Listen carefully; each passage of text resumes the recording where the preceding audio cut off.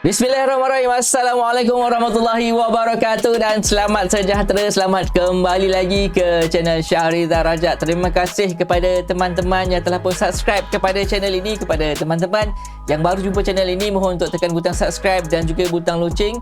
Hari ini aku nak react kepada satu video dari channel Cetak Gol IDN. Wow, sudah menghampiri 1 miliar subscribers. Jangan lupa untuk subscribe kepada channel Cetak Gol IDN. Aku letakkan link originalnya di description di bawah, guys. Video yang kita nak react bertajuk Percepat Winger Eropah Jadi Duit oleh kebut dokumen Jairo Struijk demi lolos ronde 4 PD Piala Dunia, guys. Keturunan baru. Wow, ini adalah berita terbaru, kerana bagi aku bukan berita terbaru sebab Pascal Struijk, Jairo Reddelwold ni semua memang dah pun dihincar. Mungkin dokumen-dokumennya masih lagi belum lengkap, dan pastinya untuk ronde keempat ini Patrick Kluivert memerlukan 2 lagi pemain warisan yang baru ini untuk membantu lolos ke pusingan kelima ataupun layak terus ke Pildun, guys. Alright guys, tanpa kita buang masa, mari kita react kepada dulunya, guys. Go! Bismillahirrahmanirrahim. Timnas Indonesia bakal melakukan persiapan serius menjelang ronde keempat kualifikasi Piala Ronde keempat Piala Dunia, guys. Patrick Kluivert mengaku membutuhkan tambahan amunisi demi memuluskan perjuangan skuad Garuda. Salah satunya lini serang yang saat ini menjadi titik lemah pasukan tanah air. Nama-nama seperti Milano Jonathan, 9 Manhoef akan coba dibujuk oleh PSSI. Cetak Gol belum lagi prediksi starting pemain keturunan baru Timnas Indonesia sebagai berikut. Wow. Jangan lupa untuk subscribe kepada channel Cetak Gol IDN. Mantap. Bintang keturunan baru di ronde 4. Okey, ada pemain baru, guys. Ronde keempat, siapakah dia? Indonesia menghadapi seperti nama-nama yang kita tahu, Jairo, Pascal. Skuad Merah Putih menjadi peserta non-Timur Tengah satu-satunya yang lolos ke babak tersebut. Satu-satunya pasukan Asia Tenggara. Makin terjal akibat sikap pilih kasih AFC. Sebelumnya, Asosiasi Sepak Bola se-Asia ini seenak jidat mengubah aturan demi keuntungan tim Timur Tengah. Usut punya usut, mereka menunjuk Arab Saudi dan Qatar sebagai tuan rumah ronde keempat. Bukannya ciut, Erick Thohir justru optimis J.Izas dan kolega bisa mengharumkan nama bangsa. Tidak peduli di mana kita bermain, semangat juang Garuda akan selalu dibawa ke lapangan. Kami ingin mengukir sejarah, dan itu dimulai dari kerja keras sejak hari ini, tegas Erick Thohir. Pastinya stadion di Arab Saudi dan juga Qatar memang lagi canggih lah, guys. Tetapi kalau dapat jadi tuan rumah di kandang sendiri, pastinya satu kelebihan kepada Timnas Indonesia. Tapi apa malangnya, AFC telah pun memberikan kepada Arab Saudi dan juga Qatar. Tetapi seperti kata Bapak Erick Thohir, ini adalah perjuangan yang perlu ditempuhi, guys. Let's go. Alhasil PSSI perlu menambah amunisi demi mewujudkan ambisi lolos ke Piala Dunia. Patrick Kluivert memberi kode untuk mencari striker baru agar daya gedor Garuda Nusantara semakin bertambah. Kami perlu meningkatkan serangan kami dan lebih kuat dalam penyelesaian bola, ucap Kluivert. Sejumlah nama kemudian kembali mencuat ke permukaan sebagai veteran timnas. Milano Jonathan, Milion Manhoef hingga Mauro Zylstra dikabarkan bakal segera membela Garuda di dada.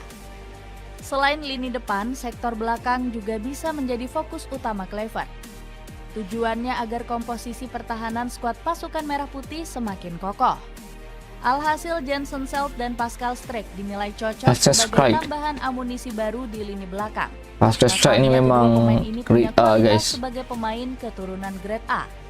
Selain 2 nama di atas, Jairo pun grade A, guys. juga dirumorkan bakal segera menjadi WNI di ronde keempat nanti. Pertahanan, siapa, guys? Pascal Struijk tadilah.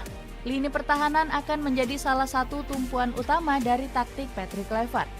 Sang pelatih harus siap dibuat pusing karena dihuni 2 kiper hebat seperti Emil Audero dan Maarten Paes. Kiper dah hebat dah, guys. Emil Audero dan juga menjadi pilihan utama pelatih asal Belanda tersebut. Pasalnya kiper berdarah Italia ini memiliki segudang pengalaman bermain di Serie A. Belum lagi ex Juventus ini dinilai memiliki pembawaan yang lebih tenang dibanding Paes. Emil ini pembawaannya sangat dewasa. Sangat bisalah untuk dijadikan sebagai role model. Belum lagi dirinya sekarang main di Eropa, ucap Reza Arya selaku kiper PSM Makassar. Dari posisi Kiper PSM sendiri, menilai tampaknya masih kiper akan internasional. menjadi trio Wow. Rizky Ridho, Jay Izzes, dan Justin Hapner. Pasalnya Jay mereka Izzes grade A dinilai dah. memiliki koneksi yang baik di antara Benar masih satu belum sama lagi lain. guys. Selain itu, nama Messi Hilgers juga mulai Messi mendapatkan Hilgers perhitungan pun berkat grade A juga. penampilannya sebagai back modern. Back FC Twente ini kerap maju memotong serangan Jepang. Padahal kala itu Indonesia terus-menerus dikurung oleh gaya main pressing ala Jepang. Hilgers dinilai perlu menemukan sosok back modern lainnya agar bisa memaksimalkan permainannya. Alhasil timnas Indonesia kabarnya mulai mengincar nama back Liga Inggris seperti Jenson Sell dan Pascal Struijk.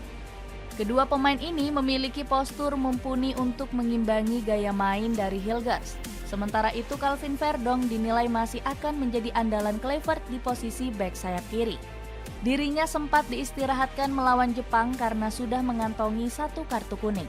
Meski begitu, posisi Verdong kabarnya akan segera mendapatkan perlawanan berarti.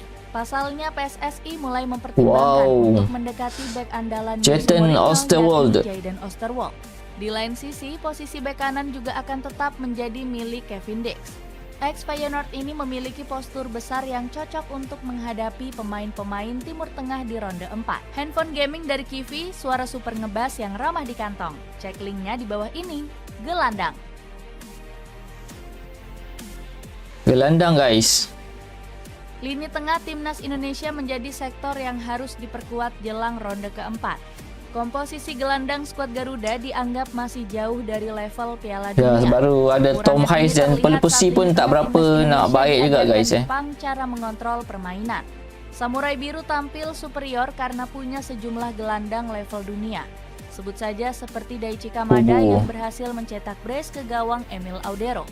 Di lain sisi, gelandang skuad Garuda justru gagal memperlihatkan kemampuannya. Tom Haye mati kutu ketika dikurung habis-habisan oleh pressing ketat Jepang. The Professor bahkan hanya punya umpan sukses sebesar 76% selama 90 menit. 76% saja guys. Pelupesi juga kesulitan mengimbangi Pelupesi intensitas pun tinggi dari lini tengah Samurai tak Biru. berapa sangat guys. Gelandang SK Lommel ini sering kalah duel saat bertarung merebut bola. Dalam Alhasil kubu. skuad Garuda dinilai perlu mendapatkan amunisi tambahan demi berlaga di ronde 4. Jairo Ridwold dinilai bisa menjadi sosok ideal bagi timnas Indonesia. Gelandang Royal Antwerp ini memiliki atribut yang bagus sebagai seorang gelandang bertahan. Jairo punya kemampuan memotong serangan lawan serta fisik kokoh untuk berduel di lini tengah. Meski begitu, proses naturalisasi ex Crystal Palace ini dinilai sangat sulit untuk dilakukan. Jairo ini prosesnya lebih berat daripada Martin Parr. Lebih berat. Berat. Jadi bukan kami tidak mau. Kami mau banget. Secara administrasi lebih berat. Mirip-mirip sebenarnya sama PAS. Ujar Arya Sinulinga selaku exco PSSI. Alhasil timnas Indonesia bisa membidik Lauren Ulrich. Mungkin sebab dia ni pernah main untuk under 21 ataupun under 19 Belanda kan. Jadi susah sikit lah seperti Martin Paes kan. Sebelum ni pernah main untuk Belanda. Untuk pasukan junior, untuk pasukan under 21. Tapi memang perlu buat rayuan dengan FIFA guys. Rasanya mungkin boleh. Tapi agak lama lah.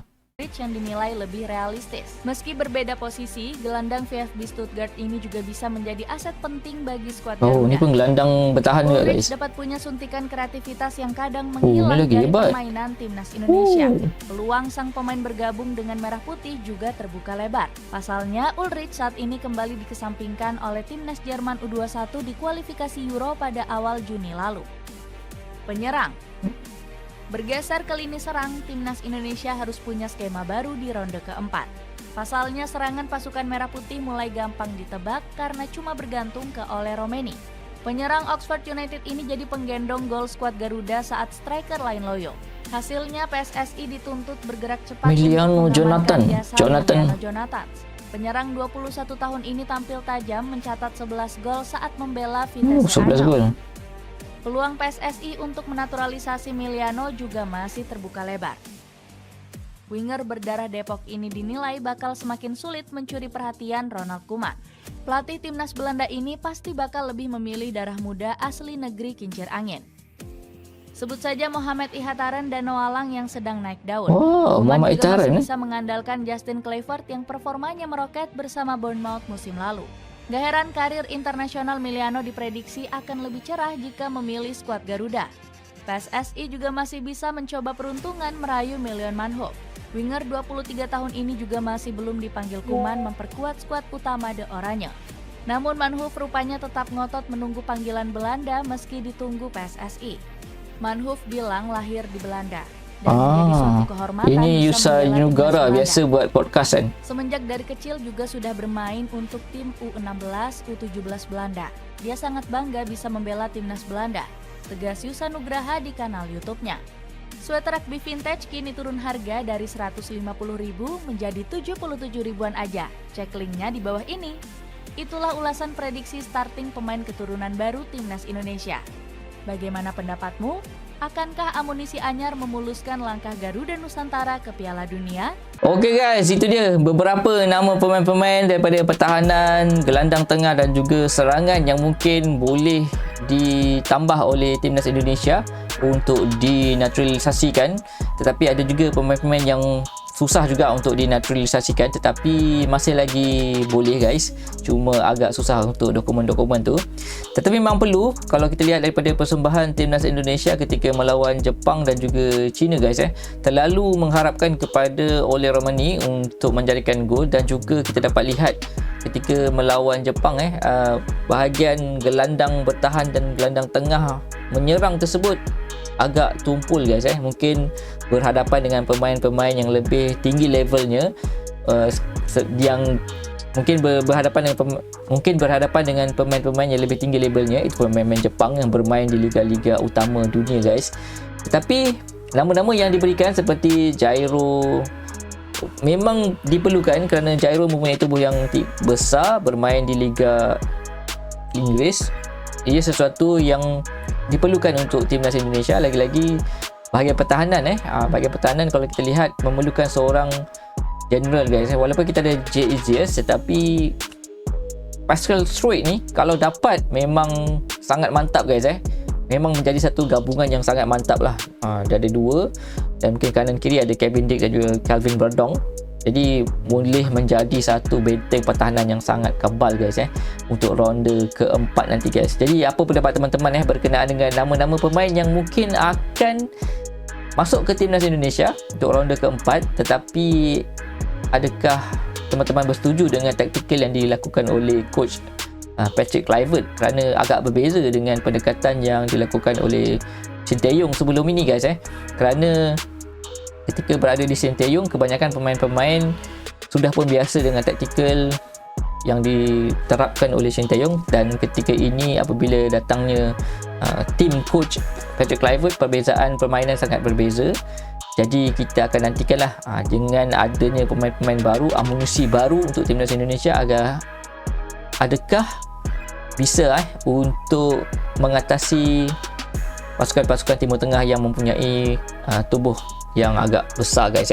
Alright guys, apa pendapat teman-teman? Jangan lupa untuk tinggalkan komen di kolom komentar di bawah guys. Kita doakan semoga ronde keempat ini menjadi satu titik tolak ataupun sejarah kepada timnas Indonesia untuk pergi ke Piala Dunia guys. Walaupun mungkin tidak dapat pergi secara automatik menjadi juara grup, tetapi jika berada di klasemen yang kedua bisa pergi ke ronde kelima guys untuk satu lagi tempat ke playoff Piala Dunia guys. Kita doakan sama-sama guys. Okay guys, terima kasih kerana menonton video ni sampai habis. Jangan lupa untuk tinggalkan komen, dan pada teman-teman yang mungkin belum subscribe, tekan butang subscribe. Kita menghampiri ke 100,000 subscriber guys.